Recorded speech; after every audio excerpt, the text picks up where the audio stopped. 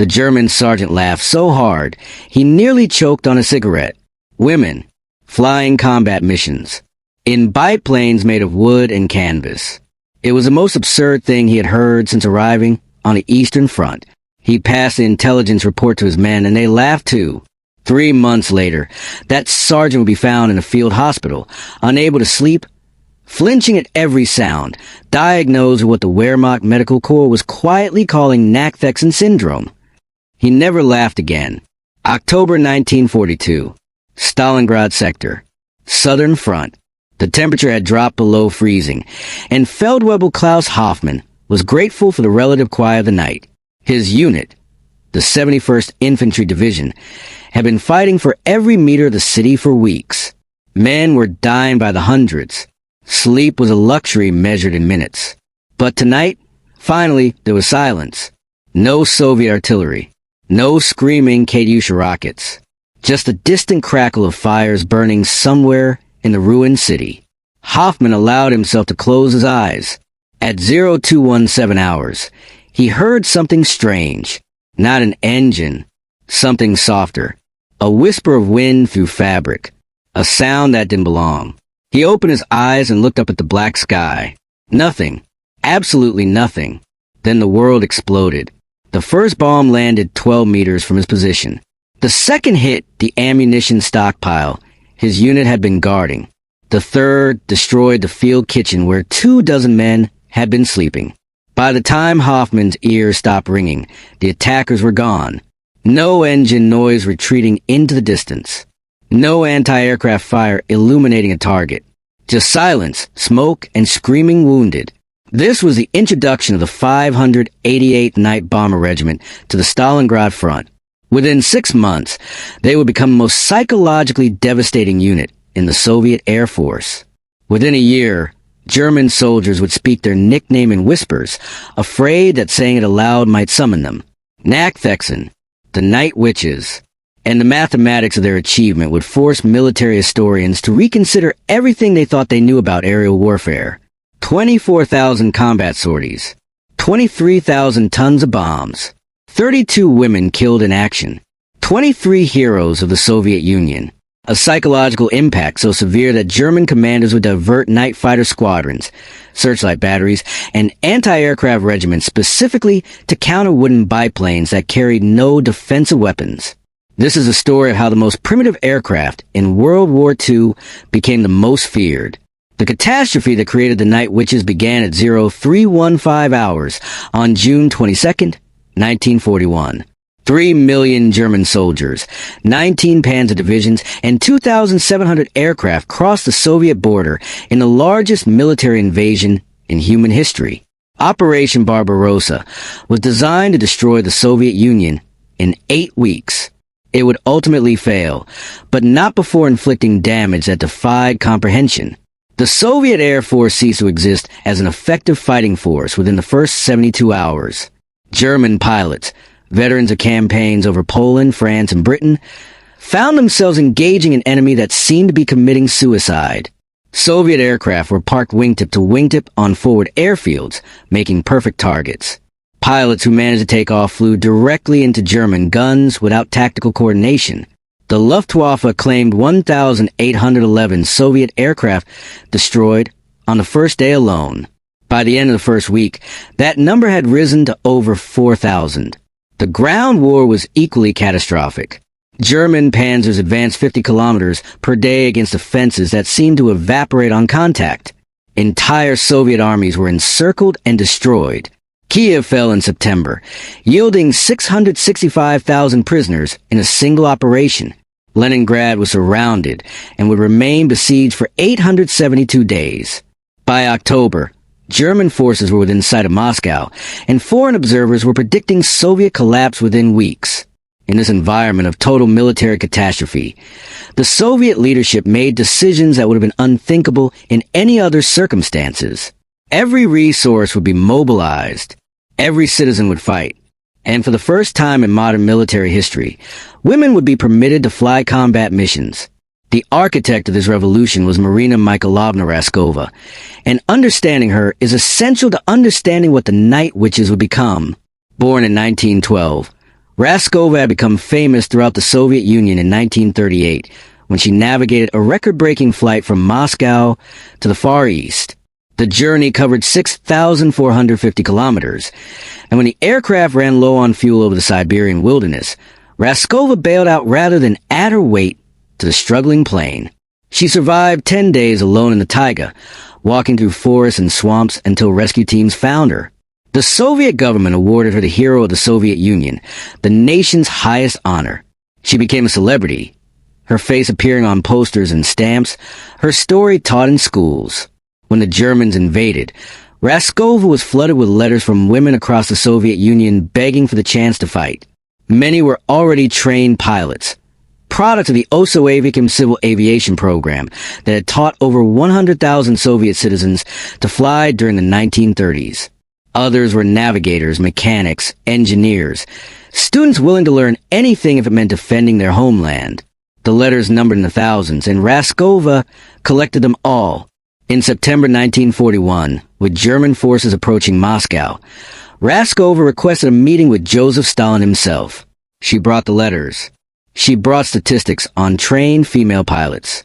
She brought a proposal that seemed insane: create 3 all-female aviation regiments, staffed entirely by women from pilots to mechanics to commanders, and send them into combat. The meeting lasted nearly 4 hours. When it ended, Stalin had approved everything. Order number 0099 of the People's Commissary of Defense, dated October 8, 1941, established Aviation Group 122. 3 regiments would be formed. The 586 Fighter Aviation Regiment would fly Yakovlev fighters, defending Soviet cities against German bombers. The 587 Bomber Aviation Regiment would fly Petlyakov P, 2 dive bombers, conducting precision attacks on German positions. And the 588th Night Bomber Aviation Regiment would fly something entirely different. The aircraft assigned to the 588th was a Polikarpov P-2, and its specifications read like a deliberate joke. Designed in 1928 as a training aircraft, the P-2 was a biplane constructed of plywood, fabric, and wire. Its maximum speed was 152 kilometers per hour. The German Messerschmitt Bf-109, the Luftwaffe's primary fighter, could exceed 600. Its service ceiling was 3,000 meters. The Bf-109 could climb to 12,000. It had an open cockpit that offered no protection from weather or enemy fire. It carried no radio. It carried no parachutes for its 2-person crew. It carried no defensive weapons of any kind. What it did carry was 4 50-kilogram bombs mounted on underwing racks, 200 kilograms of explosives, delivered by an aircraft that looked like it had escaped from a museum.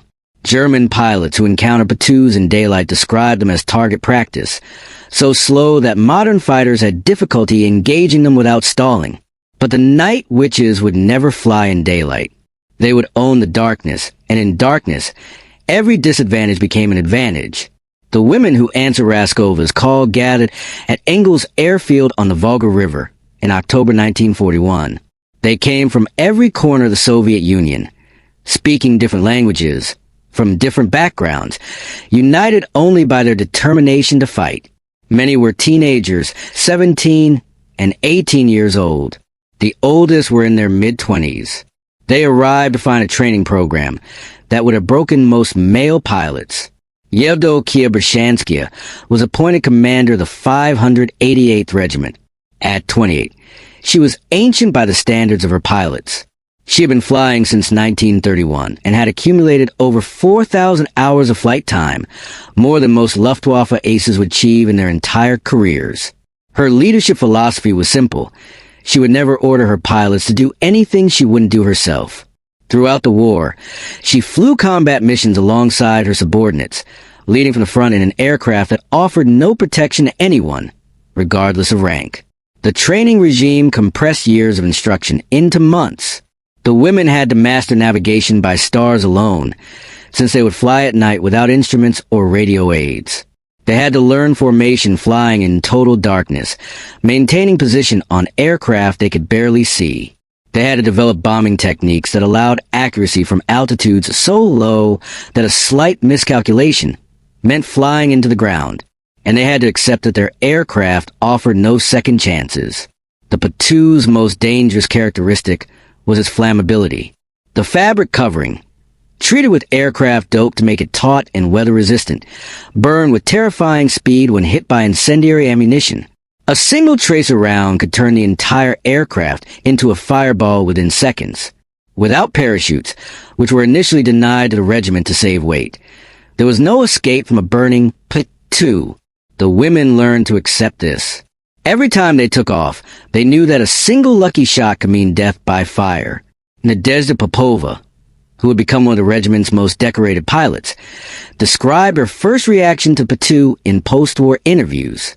"When I saw what we would be flying, I wanted to cry. It looked like something from a children's book, not a weapon of war. The cockpit was open to the sky. In winter, the cold was so intense that our instruments would freeze. We flew with our faces exposed to winds of 100 kilometers per hour at temperatures of minus 40 degrees. Many girls suffered frostbite, so severe they lost fingers. And this was what we would use to attack the German army. The training accident rate was appalling. Young women who had never experienced combat died learning to fly at night, crashing into terrain they couldn't see, colliding with each other in formations they couldn't maintain. The instructors pushed harder, knowing that the skills they were teaching were the only things that would keep their pilots alive. Those who survived the training emerged as some of the most skilled night flyers in any air force. By May 1942, the 588th Night Bomber Regiment was declared combat ready. Their first deployment was to the Southern Front, where German Army Group South was preparing its summer offensive towards Stalingrad and the oil fields of the Caucasus. The Night Witches would have their first opportunity to prove themselves against an enemy that didn't know they existed. The Wehrmacht in 1942 was the most effective military force in human history. German soldiers had conquered Poland in 4 weeks, France in 6, Yugoslavia in 11 days. They had pushed the British out of continental Europe, crushed the Greek army, and driven deep into the Soviet Union against odds that should have been impossible. Their confidence was not arrogance. It was earned. Nazi ideology reinforced this confidence with pseudo-scientific certainty. German racial doctrine classified Slavic peoples as unmentioned, subhumans fit only for slavery or extermination. The idea that Slavic women could pose a military threat was literally unthinkable within this framework. Women existed to produce children for the Reich. Combat was biologically impossible for them. The Wehrmacht's initial response to reports of female Soviet pilots was dismissive laughter. The first combat mission of the 588th took place on June 12, 1942, against German positions near Krasnodar. 3 P-2s, each carrying 200 kilograms of bombs, took off after midnight and flew toward a target at 800 meters altitude. The tactics they would use at night had been developed during training and refined through careful analysis of German defensive patterns. They would revolutionize night harassment bombing. 2 kilometers from the target, the lead aircraft cut its engine. The propeller windmilled to a stop. The only sound was whine to the wire struts and fabric wings.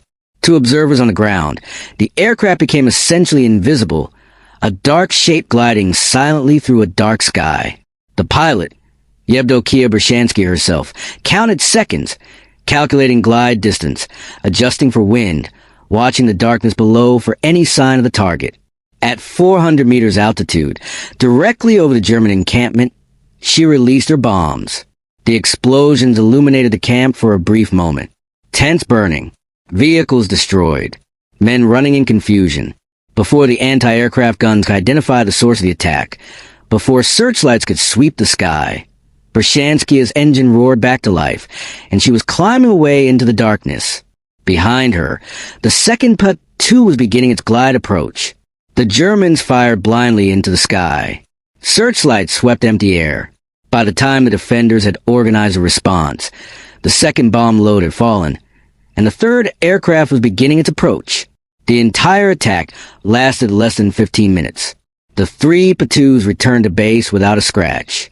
That first night, the 588th flew 12 sorties against German positions. The material damage was modest. Several vehicles destroyed, a supply dump set on fire, perhaps a dozen casualties. But the psychological impact was something entirely new. German soldiers in the targeted area reported something that didn't fit their understanding of warfare. They had heard nothing until the bombs fell. No engine noise.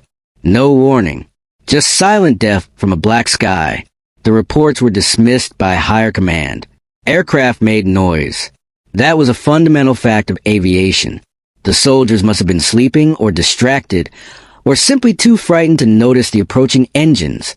This rational dismissal would persist for months, even as the evidence mounted that something unprecedented was happening on the Eastern Front. The tactics of the night witches evolved through constant experimentation and brutal experience. Each mission revealed new possibilities and new dangers. The women developed innovations that would have seemed impossible to conventional military planners, and they did it through the simple process of trying things until they worked. The engine cut. Gliding approach became their signature technique. A P-2 with its engine op produced almost no sound. At night, with no exhaust flame visible, it was essentially undetectable. German searchlight crews, trained to track aircraft by engine noise, found themselves sweeping empty sky, while bombs fell behind them. The women learned to time their approaches so precisely that the first bomb would land just as German defenders began their standard response pattern. By the time anyone could react, the attack was over and another aircraft was gliding in from a different direction. Lieutenant Serafima Amasova developed a variation that became known as the dead drop. Her navigator would calculate the exact point at which they could cut the engine and still reach the target in a silent glide. The approach would begin at higher altitude than normal, with the engine running to deceive acoustic observation posts. At the calculated point, the engine would stop and the P-2 would descend in complete silence for 3 to 4 minutes before releasing its bombs. German defenders consistently reported that these attacks seemed to come from nowhere, as if the bombs were falling from empty sky. The harassment bombing concept was perhaps their most psychologically devastating innovation.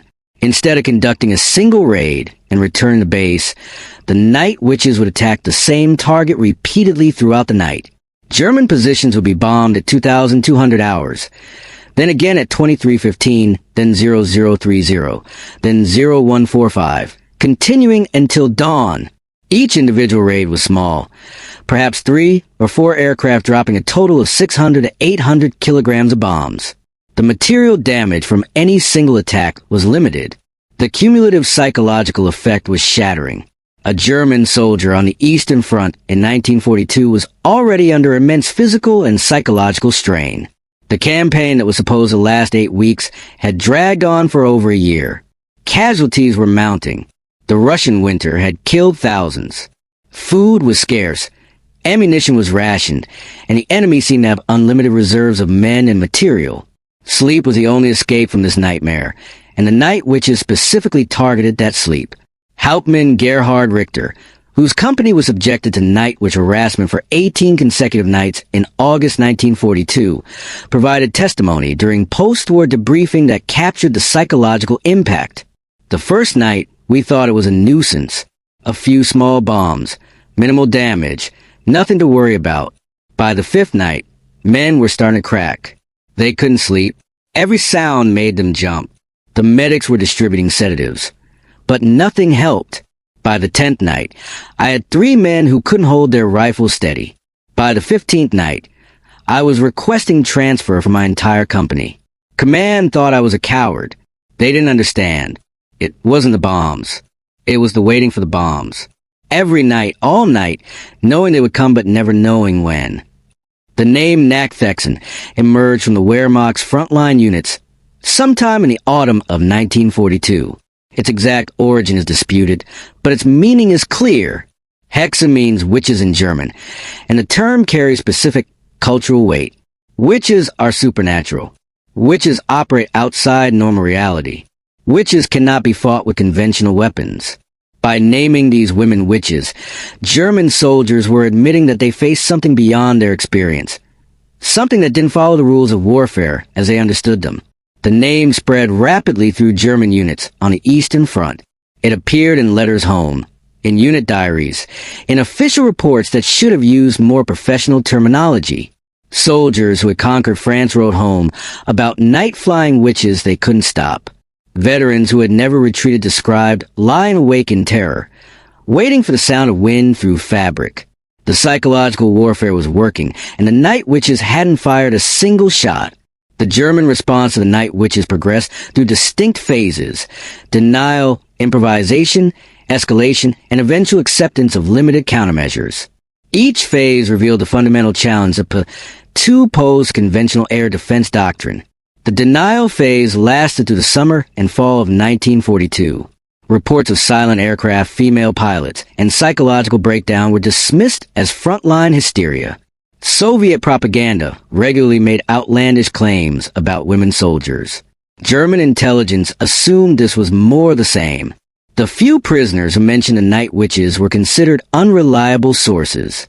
The first confirmed intelligence came in late 1942, when a captured Soviet pilot provided detailed information about the 588th Regiment under interrogation. Her testimony matched previous reports too precisely to be fabricated. All female crews. Polikarpov P-2 aircraft. Night harassment tactics.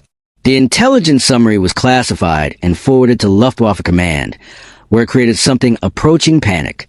The Luftwaffe's night fighter doctrine had been developed to counter the British Royal Air Force's strategic bombing campaign. German night fighters were designed to intercept heavy bombers, flying at altitudes above 5,000 meters, at speeds exceeding 300 kilometers per hour. They used radar, ground control, and sophisticated interception techniques. None of this was relevant to aircraft flying at 500 meters at 150 kilometers per hour. The night witches had identified a gap in German air defense and were exploiting it ruthlessly.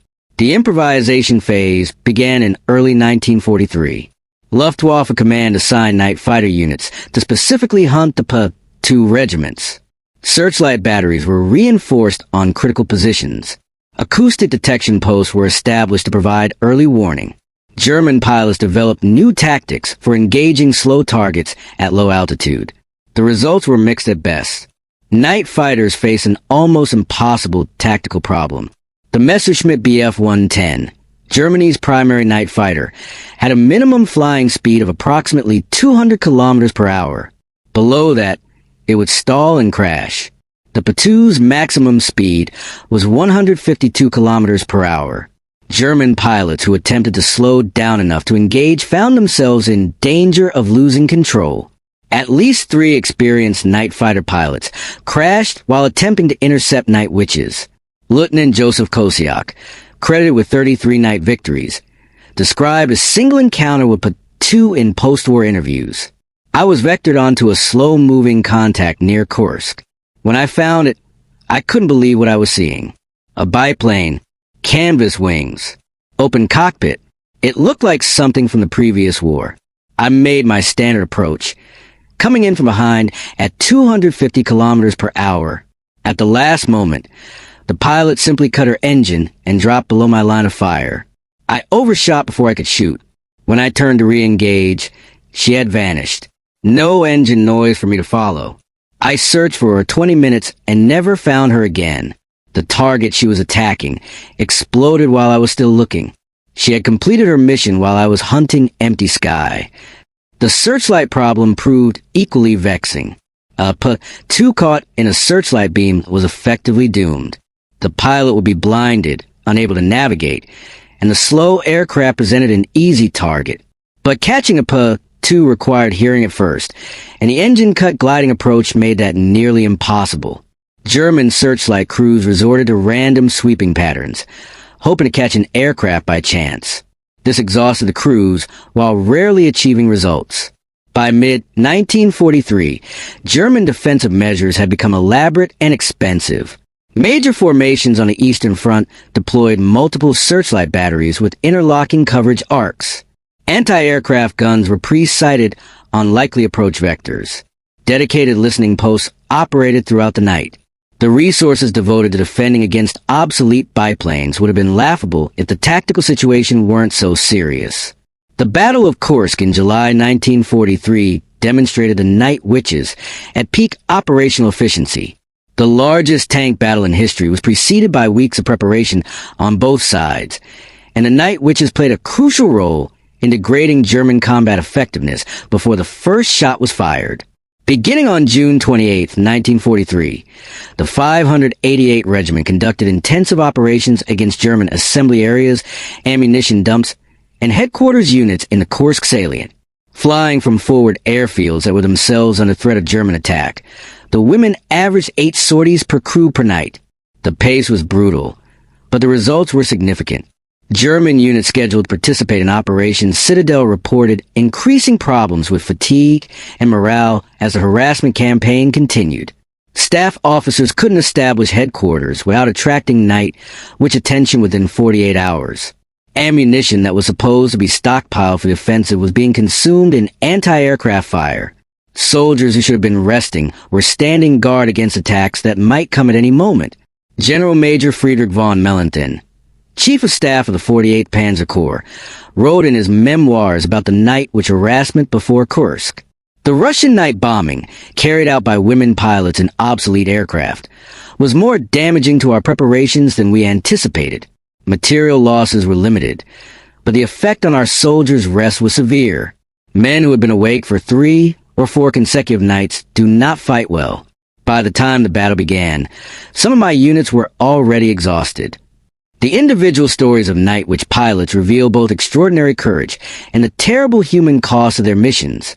These women flew knowing that each sortie might be their last, that a single trace around could end their lives in fire, that the darkness that protected them also concealed dangers they couldn't see.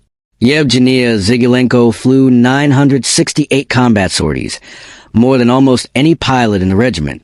Her survival was a combination of skill, luck, and almost supernatural ability to sense danger. She described her technique in post-war interviews. I flew by instinct more than instruments.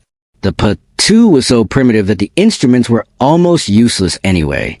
I learned to feel the aircraft, to sense when something was wrong before the instruments would show it. I could feel anti-aircraft guns tracking me by the way the air pressure changed when shells exploded nearby. I could feel searchlights before they found me by a kind of prickling on my skin. The other girls thought I was strange. Maybe I was, but I survived. Raisa Aronova specialized in precision attacks on heavily defended targets. Her navigator, Vera Balik, developed a system of calculating bomb release points using nothing but the pattern of fires and lights visible on the ground below. Together, they could hit individual buildings within larger complexes, a feat that should have been impossible given their primitive equipment. Their technique required absolute trust between pilot and navigator, and that trust was forged through hundreds of missions where any mistake meant death. On the night of April 17, 1944, Aronova and Balik were assigned to destroy a German communications center in a village held by the enemy. The target was a single building, surrounded by other structures that were occupied by Soviet prisoners being held as forced labor. The bombing had to be precise, or innocent people would die.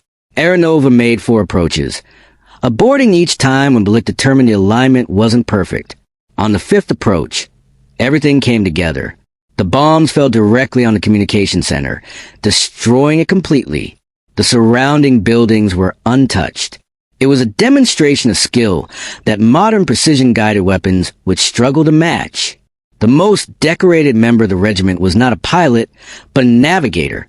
Yevgenia Rudneva flew 645 combat missions as navigator for various pilots, developing techniques that were adopted across the entire regiment. Her ability to determine position by starlight alone, without instruments or ground references, became legendary.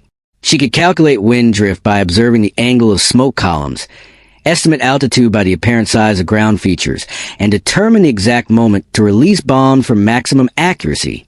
Rudneva was killed on April 9, 1944, during a mission near Kerch in the Crimea. Her aircraft was hit by anti-aircraft fire during its bombing run. The fabric wings caught fire immediately. The pilot, Panna Prokopieva, attempted to turn towards Soviet lines, but the fire spread too quickly. The aircraft crashed into the sea. Both women were killed. Rudneva was posthumously awarded the Hero of the Soviet Union, the nation's highest honor. The liberation of Crimea in April and May 1944 saw some of the most intensive night-witch operations of the war. German forces defending Sevastopol, the last major Axis stronghold on the peninsula, were subjected to relentless night harassment that contributed significantly to their eventual collapse. Major General Ivan Petrov, commanding the Soviet forces assaulting Sevastopol, specifically requested night-witch support for the final offensive. His operational order, preserved in Soviet archives, explained his reasoning. The 46th Guards Night Bomber Aviation Regiment has demonstrated unique capabilities for degrading enemy defensive morale. German units subjected to their harassment show measurable decline in combat effectiveness within 48 to 72 hours. I require their concentrated effort against the breakthrough sector for the 3 nights preceding the assault. The Night Witches responded with maximum effort. On the nights of May 5th, 6th, and 7th, 1944, the regiment flew over 300 sorties against German positions in the sector designated for the Soviet breakthrough. The harassment was unrelenting, with attacks occurring every 20 to 30 minutes throughout the night. German defenders who attempted to sleep were awakened repeatedly. Those who stayed awake were exhausted by morning. When Soviet infantry attacked on May 8th, they found German resistance surprisingly weak. Defensive positions that had held for months crumbled within hours. Prisoners taken during the assault were noted to be in poor physical condition, many showing signs of severe sleep deprivation. The Sevastopol garrison surrendered on May 12, 1944. A captured German officer from the Sevastopol garrison provided testimony that summarized the psychological impact of night-witch operations. I had served on the Western Front and experienced British bombing at night. I had survived Soviet artillery at Stalingrad. Neither compared to the terror of the Nachthexen. British bombing was random, impersonal, something you endured like weather. Soviet artillery was worse, but followed predictable patterns. The Night Witches were different. They came for us personally. They knew where we were, where we slept, where we hid, and they came every night, all night, until we were no longer soldiers. We were just exhausted men waiting to surrender or die. Operation Bag Ration in the summer of 1944 was the most catastrophic German defeat of the war.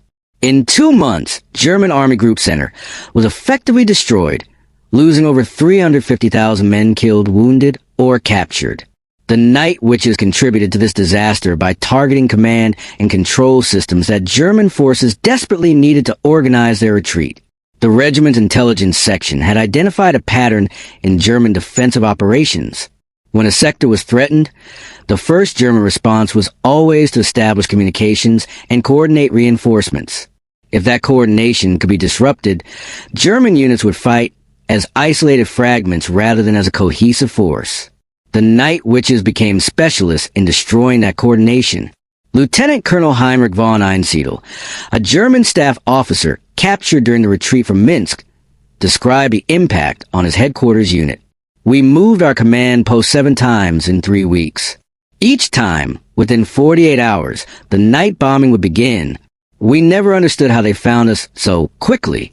Later, I realized they were watching our movement patterns during twilight, when our aircraft could observe without being easily detected. By the time we established communications in a new location, they knew exactly where we were. My commanding general went 3 weeks without sleeping more than 2 hours at a time. By the end, he was making decisions that made no tactical sense. His judgment had been destroyed by exhaustion.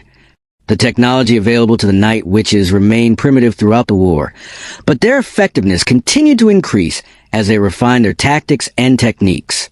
By 1944, veteran crews had developed capabilities that seemed impossible given their equipment. Navigation in the Night Witches relied entirely on dead reckoning and celestial observation. Without radio aids, without radar, without electronic navigation of any kind, pilots and navigators determined their position by observing stars, calculating wind drift, and tracking elapsed time.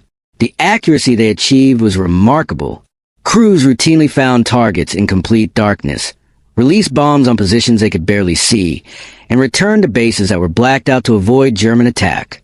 Navigation errors that would have been considered acceptable in daylight operations were fatal at night. Irina Sabrova, who flew more combat missions than any pilot in World War II regardless of gender or nationality, described her navigation technique. I memorized the stars, not just the major constellations, but individual stars, their positions at different times of night, how they move through the sky. I could determine my heading by glancing at the sky for 2 seconds. My navigator would calculate position, but I always knew roughly where we were by instinct. After 1,000 missions, the night sky became like a familiar room. I could navigate it with my eyes closed. The bomb aiming system was equally primitive. The P-2 carried no bomb sight of any kind. Pilots estimated release point by visual observation of the target, calculating the angle and timing based on experience. In darkness, this meant releasing bombs based on the faintest visual cues. The shape of shadows, the pattern of fires, the geometry of roads and rivers barely visible below. The accuracy they achieved with this method was better than many crews accomplished with sophisticated equipment. The physical endurance required for night-witch operations exceeded anything comparable units experienced. A typical night saw crews flying 4 to 8 sorties, each lasting approximately an hour, including takeoff, transit, attack, and return. Between sorties, aircraft were refueled and rearmed in under 5 minutes. Crews might be airborne for 6 or 7 hours out of every 10-hour night. And this pace continued for months without relief. Winter operations tested the absolute limits of human tolerance. The Eastern Front winters of 1942 to 1943 and 1943 to 1944 saw temperatures drop to minus 40 degrees Celsius and below. The P-2's open cockpit offered no protection from these conditions. Pilots and navigators wrapped themselves in multiple layers of flight suits, fur-lined boots, and face masks. But frostbite remained constant. Hands froze to control sticks. Goggles iced over within minutes. The oil and instruments congealed, making them useless. The ground crews faced equally brutal conditions. Mechanics worked on aircraft in temperatures that made metal tools dangerous to touch with bare skin. Engine oil had to be heated before it would flow. Fuel lines froze unless aircraft were started periodically throughout the day. Several ground crew members lost fingers or toes to frostbite while performing repairs that couldn't wait. Yevdokia Bershanskia, the regiment's commander, refused to excuse herself from the harshest conditions. On the coldest nights, she flew combat missions alongside her youngest pilots, demonstrating that the hardships could be endured. Her leadership was never questioned. When she gave an order, pilots obeyed not because of her rank, but because they had seen her do everything she asked them. The spring of 1945 brought the final campaign of the Night Witches. The Soviet advance had reached German territory, and the regiment operated from captured airfields in eastern Germany, striking at defensive positions around Berlin itself. The operational environment was chaotic, with Soviet and German forces intermingled and confused, fighting across a shrinking perimeter. The regiment operations during the Berlin campaign required precision that exceeded anything they had previously attempted. Soviet infantry was assaulting German positions that were sometimes only meters away from night witch targets. A bomb released a second too early or too late could kill friendly forces. The women flew lower than ever, accepting increased risk from ground fire in exchange for improved accuracy. On the night of April 26, 1945, the Night Witches flew their final major combat operation against German positions in Berlin's outer defensive ring. The city was already burning from Soviet artillery and ground combat. The P-2 pilots navigated by the glow of fires, identifying targets by the pattern of muzzle flashes and tracer fire. They dropped bombs on positions that were often indistinguishable from the surrounding destruction. Staff Sergeant Antonina Kuznetsova flew the regiment's last combat sortie at 0347 hours on May 2, 1945. Her target was a German artillery position that had been harassing Soviet forces attempting to cross the Landwehr Canal in central Berlin. The position was surrounded by buildings occupied by Soviet infantry. Kuznetsova approached at less than 100 meters altitude, released her 2 remaining bombs on the German guns, and climbed away as secondary explosions lit the pre-dawn sky. 2 hours later, the Berlin garrison surrendered. The war in Europe ended on May 8, 1945. The 46th Guards Night Bomber Aviation Regiment had flown continuously for 3 years, conducting operations that no military planner had considered possible with obsolete equipment and all-female crews. Their final statistics stand as monument to their achievement. Total combat sorties flown, 24,000. This number exceeded the total sorties flown by many entire air divisions. Individual pilots had log mission counts that would have been career totals for pilots in other air forces. The regiment had maintained this operational tempo while constantly moving, constantly under threat, constantly losing aircraft and crews to enemy action. Tons of bombs dropped, 23,000. This tonnage, delivered by aircraft carrying only 200 kilograms per sortie, represented a sustained logistical achievement. Each ton drop required 10 round-trip flights, 10 takeoffs and landings in darkness, 10 approaches through German defenses. The mathematics of that sustained effort defied comprehension. Heroes of the Soviet Union awarded, 23. This was the highest concentration of the Soviet Union's supreme military honor in any aviation regiment of the war. No other unit, male or female, came close. The decorations reflected official recognition that what the Night Witches had accomplished transcended normal military achievement. Crew members killed in action, 32. This number, while significant, was remarkably low given the dangers they faced. The regiment's survival rate exceeded that of comparable male units despite flying aircraft that offered no protection and no escape in case of emergency. Their tactics, their skill, and perhaps their luck had kept most of them alive. The post-war testimony of German officers provided final validation of Night Witch effectiveness. These testimonies were collected during denazification proceedings and prisoner of war debriefings, contexts in which exaggeration would have served no purpose. General Der Flieger Paul Deichmann, who commanded Luftwaffe forces on the Eastern Front, assessed the Night Witches in a post-war interview. The Russian night harassment bombing was one of the most effective Soviet tactical innovations. We never developed an adequate counter. The aircraft were too slow for our night fighters, too low for our radar, too quiet for our acoustic detection. We committed resources to stopping them that we could not spare, and they continued regardless. If I were to identify the single most cost-effective Soviet aviation program of the war, it would be those women in their plywood aircraft. General Lieutenant Rudolf Bogach, who commanded anti-aircraft offenses in the southern sector, was equally direct. We received reports of the Nachthexen for over a year before higher command acknowledged they were real. By then, they had established patterns we couldn't break. Our searchlight crews were exhausted. Our ammunition consumption was enormous.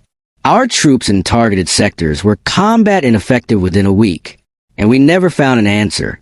Every countermeasure we developed, they found ways around.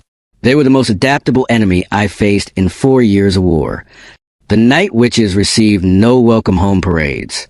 The Soviet military, no longer facing existential threat, reverted to traditional gender expectations. Many women who had flown combat missions found themselves discharged and directed toward civilian employment. Their achievements were celebrated in propaganda, but not always honored in practice. Nadezhda Popova, the 852 mission veteran who had survived more combat than almost any pilot in history, became a flight instructor after the war. She was denied permission to transition to jet aircraft. The cutting-edge technology of the post-war era was reserved for men. Other veterans faced similar barriers. The women who had flown more combat missions than any pilots in history were told that modern aircraft were too complicated for them. International recognition came slowly and imperfectly. The Cold War made Soviet heroes problematic for Western audiences. The Night Witches story contradicted comfortable assumptions about both Soviet capabilities and women's military potential. It was easier to ignore them than to acknowledge what they had achieved. Academic recognition began in the 1980s as historians gained access to Soviet archives and conducted interviews with surviving veterans. Bruce Miles' Night Witches, the amazing story of Russia's women pilots in World War II in 1981, and Raina Pennington's Wings, Women in War, Soviet airwomen in World War II combat, in 2001 brought scholarly attention to the regiment's achievements. Documentary films followed. The Night Witches entered the historical record not as propaganda, but as documented fact. The last surviving knight, which was Nadezhda Popova, who died in 2013 at age 91. In her final interviews, she reflected on what she and her sisters had accomplished. We were young. Most of us were teenagers when we started. We flew aircraft that had no business in combat. We had no weapons, no parachutes, no radios. And we terrified the most powerful military in Europe. When the German soldiers called us Nachthexen, they meant it as an insult. They thought they were calling us evil spirits, demons, something less than human. They didn't understand. We took that name and made it ours. We were proud to be night witches. We had earned that fear. The technical analysis of night witch operations continues to influence military doctrine today. Low-intensity harassment bombing, the tactic they perfected, has been studied and adapted for asymmetric warfare contexts around the world. The principle that psychological impact can exceed material damage, that destroying an enemy's sleep can be more effective than destroying his equipment, has been incorporated into counterinsurgency and unconventional warfare planning. Modern drone warfare owes an unacknowledged debt to the concepts the night witches pioneered. The idea of continuous harassment from above, of denying enemies rest and security, of achieving psychological dominance through persistent presence. These concepts trace directly to the operations over the Eastern Front 8 decades ago. The technology has changed beyond recognition. The principles remain valid. The final accounting of the night witches must include what they represented, as well as what they achieved. They were women in a world that insisted women couldn't fight. They flew obsolete aircraft against the most advanced military in the world. They achieved results that professional military planners had declared impossible. And they did it while enduring conditions that would have broken most soldiers, male or female. 24,000 combat sorties. 23,000 tons of bombs. 32 women killed in action. 23 heroes of the Soviet Union. A kill ratio of 0, because they never shot down an enemy aircraft, because they never had weapons to shoot with, because they never needed them. They had something more effective than guns. They had the darkness and the silence, and the terror they inspired in soldiers who thought they had seen everything war could offer. The German soldiers who named them Nachthexen were trying to explain something that didn't fit their understanding of warfare. Women weren't supposed to fly combat missions. Biplanes weren't supposed to defeat modern air defenses. Wooden aircraft weren't supposed to survive against industrial military power. The night witches violated every assumption, defied every expectation, and achieved results that forced their enemies to reconsider everything they believed about war. They came every night for 3 years. They flew without parachutes, without radios, without guns. They navigated by stars, dropped bombs by instinct, and disappeared into darkness before anyone could react. They were the most effective harassment bombing force in the history of aerial warfare. They were women who refused to accept that they couldn't fight. They were the night witches. And they had the last laugh. They always did.